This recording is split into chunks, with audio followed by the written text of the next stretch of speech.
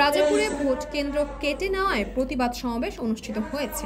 ঝালকাঠি জেলার রাজাপুর উপজেলার বড়ইয়া ইউনিয়নের ৯ নং ওয়ার্ডের পাইলট মোহাম্মদিয়া দাখিল মাদ্রাসার ৪২ নং ভোট কেন্দ্রটি ৬০ নং দক্ষিণ পাইলট সরকারি প্রাথমিক বিদ্যালয়ে কেটে নেওয়ায় প্রতিবাদ সমাবেশ করেছেন স্থানীয় জনসাধারণ।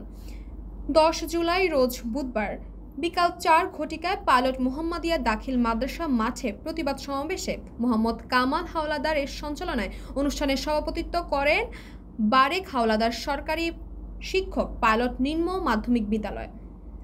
প্রধান বক্তা হিসাবে উপস্থিত ছিলেন বড়ইয়া বালিকা মাধ্যমিক বিদ্যালয়ের প্রতিষ্ঠাতা সভাপতি ও সাবেক প্রধান শিক্ষক আলমগীর মাসুদ চৌধুরী।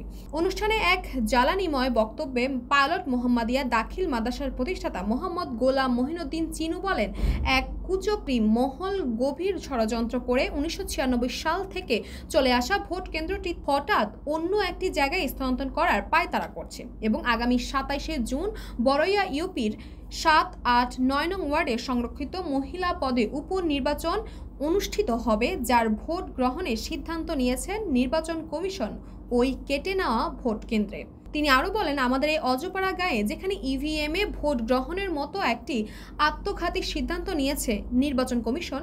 তিনি আরও বলেন, এই ভোট কেন্দ্রটি ৯ নং ওয়ার্ডের একটি মিডল পয়েন্ট, যেখান থেকে নদী পাড়ের একটি প্রতিষ্ঠানে নেয়ার জোর প্রতিবাদ জানাচ্ছি। অনুষ্ঠানে উপস্থিত জনসাধারণ ও তাদের বক্তব্যে ভোট কেন্দ্রটি পাইলট মোহাম্মদিয়া দাখিল মাদ্রাসায় রাখার জন্য নির্বাচন কমিশন ও প্রশাসনের কাছে দাবি জানিয়েছে। তাসপিয়া তাবাসসুম, ই সময়।